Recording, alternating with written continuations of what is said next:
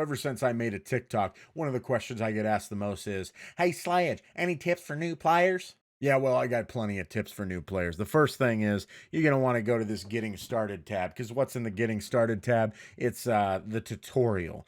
And I want you to look over this tutorial because this could really teach you some of the basics of the game. And then I want you to back out because playing tutorials are for bitches. So instead, you're going to click on the Survivor tab. You're going to go in, you're going to notice you're not going to have a whole lot of survivors unlocked. You're only going to have the first 4 survivors unlocked. And you're not going to have David because you didn't bother with that bullshit tutorial. So all you're going to have is Dwight, and you're going to go in here and you're going to notice you have nothing unlocked. You got no offerings, you got no items, you got no perks. Hell, you're not even going to know what any of that stuff means. Doesn't matter. Who cares?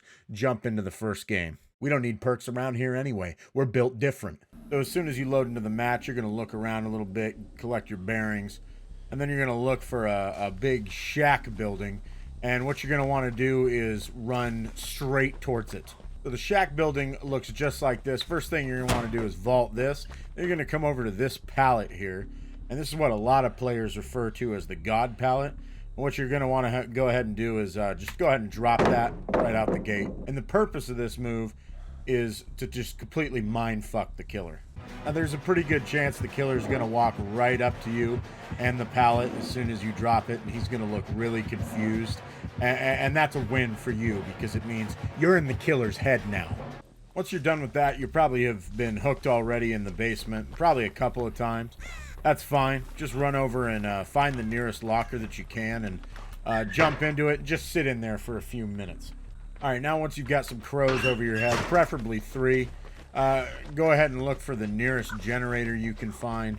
Best case scenario, you're going to find a gen somewhere that a teammate is already on. But whether there's a teammate on it or not, you're going to go ahead and hop on this gen, wait until a skill check comes up, and go ahead and blow it on purpose.